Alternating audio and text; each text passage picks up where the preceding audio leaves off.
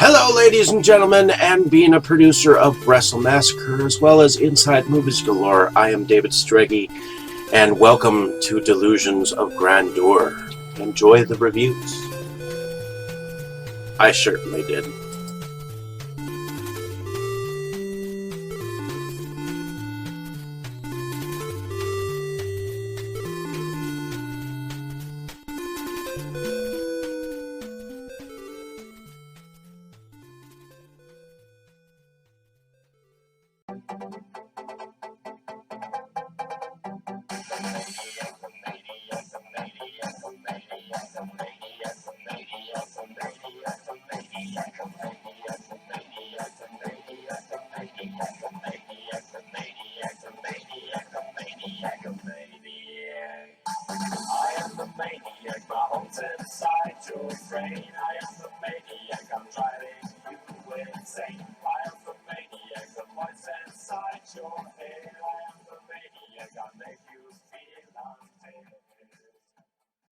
Okay, Dave, that's it. Screw you and your college flunkies.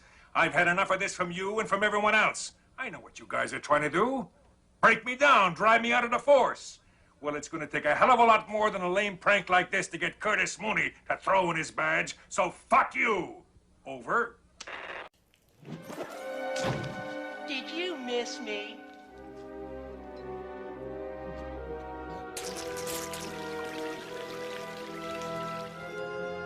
I guess not.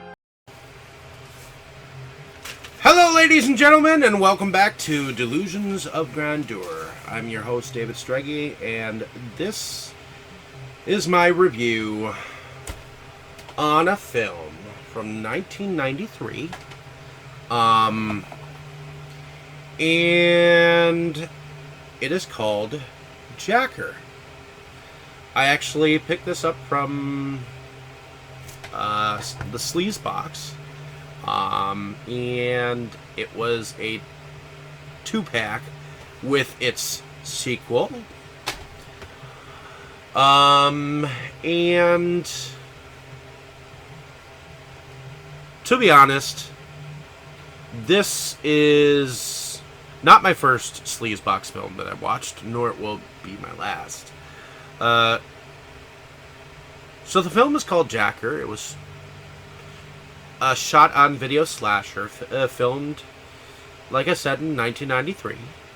And it was put together by Falcon Video Limited's director, Phil Herman, also known as Chip Herman, also known as Benjamin Slansky, or at least that's the name that he put in front of the film as director at the time, but it was Phil Herman who directed the film. Ben Slansky is actually the actor who supposedly played Ben, Len, and Ken. Detective, coroner, and police officer that were part of the police force in this city of New York. And holy Christ, this manages... Phil Herman, he manages to have a lot of aliases to disguise the work he put into his films. Almost like the man wanted to be known as an actor, but hide that he was a director and master of his own fate. So Phil Herman plays a man by the name of Mike Rivers, a New York taxi driver, fed up with life.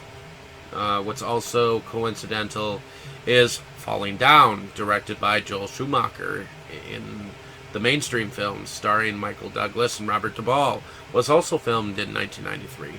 And that film was of a man who just snapped one day at everybody. Well, I got the same vibes here. This particular film, Jacker, begins with a dude not paying his fare, so of course he kills him. And then he comes home and kills his arguing wifey or girlfriend. I'm not exactly sure which. I think girlfriend. And then he makes it look like suicide. And to add salt to the injury, the lead detective asks if, and the lead detective's name is Detective Jackson, played by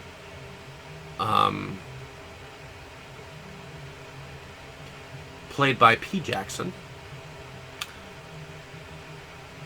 And he basically gets insulted by this detective, and he tries to beat him up.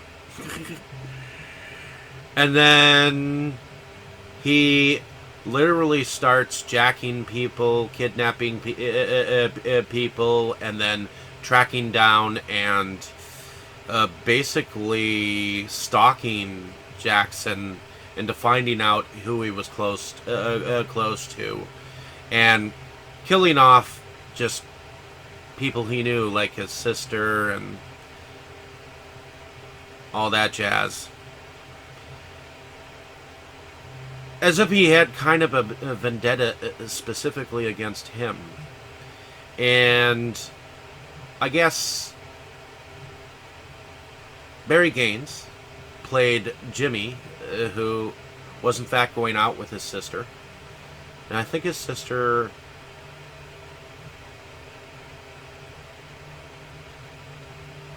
was very pretty.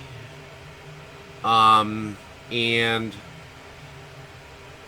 Mike ended up showing up as if he was like one of Detective Jackson's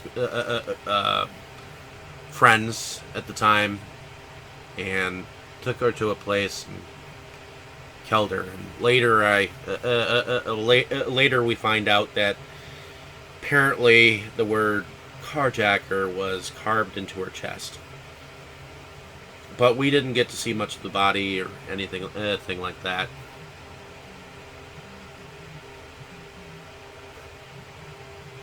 Going to be honest, though, the first kill of his girlfriend,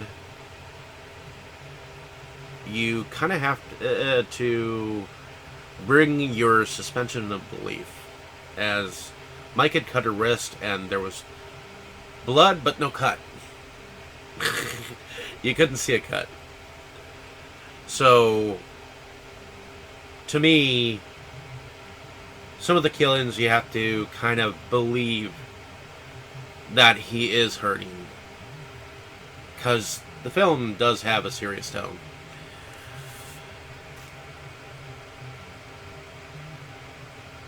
So, just want to say some of the lines that I kind of took from this film.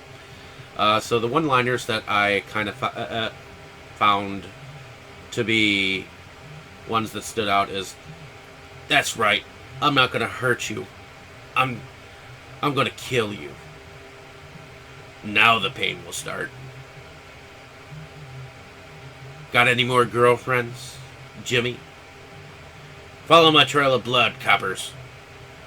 Come get me, copper." And the last quotation here is from a little kid towards the end.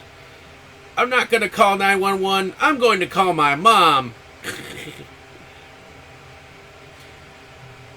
So, eventually, Detective Jackson, after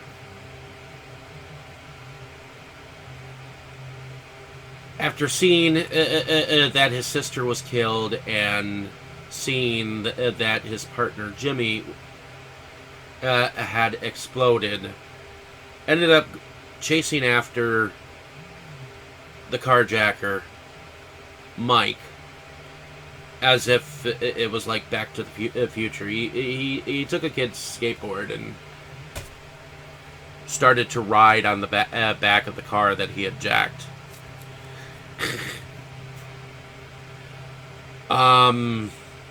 One of the things that I noticed was,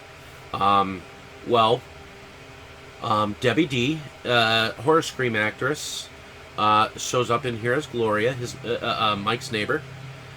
One of the things that I noticed, and I noticed it after the second time that I viewed this film, is the fact that she was dressing or undressing and moving towards a window or a door, but in a mirror in the background. One of those detectives that were brothers, one of them was standing in the mirror in the background. You could see him. One thing that I thought was wicked was the fact that Mike had actually sat down, had a bowl of cereal, and cut his own hand open to have a liquid in his cereal bowl, and he used his blood, I guess. I guess that was kind of interesting. There was a scene where he was going to go get a beer for his girlfriend, and it was repetitive for a moment. He said, "I'm going to go grab a beer," and then it repeated it. It didn't need that part. It could have been cut.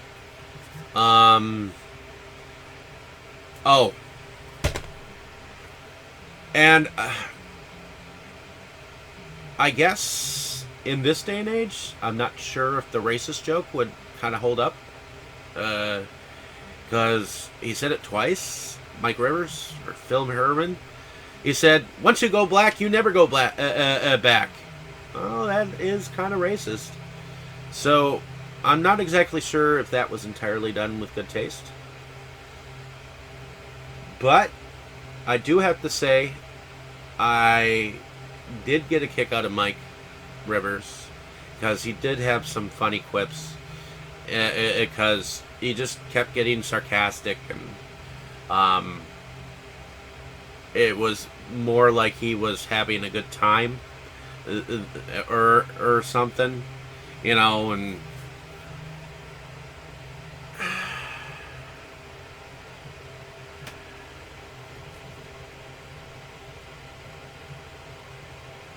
but that's the thing about movies like this. You're supposed to enjoy the pointless killings.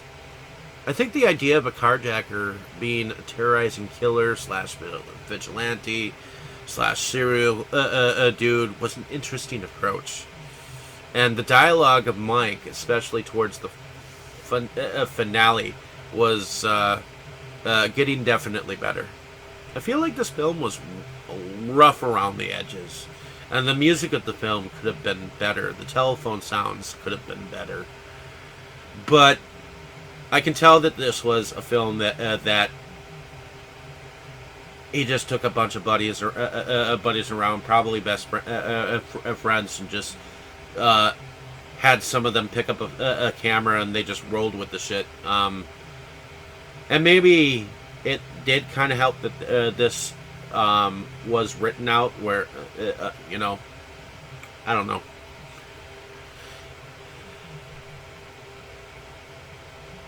I have been watching this film and re-watching parts of the film, and some of the parts made me sleepy in some segments. Other than these faults, I enjoyed the film for it was, and I do recommend that you at least see it at least once. Hopefully you enjoyed my description and thoughts on this film. I didn't want to entirely be negative. I thought that Debbie D did a decent job. Her body was definitely sexy. And for being her first role, I didn't think she did that bad. And yeah, I thought it was interesting. I mean, it took me a while to get into the film, because the first time I was a little tired. The second time, it was a little better. It's a film that grows on you, or whatnot. So, thank you for listening. Have a great day, evening, or morning, wherever you are. Hopefully you get a chance to check out the film. Let me know what you thought of the film down below in the comments. And Guess all that's all that I have to say about the film. Thank you so much and enjoy. You were good, kid, real good. But as long as I'm around, you'll always be second best, see?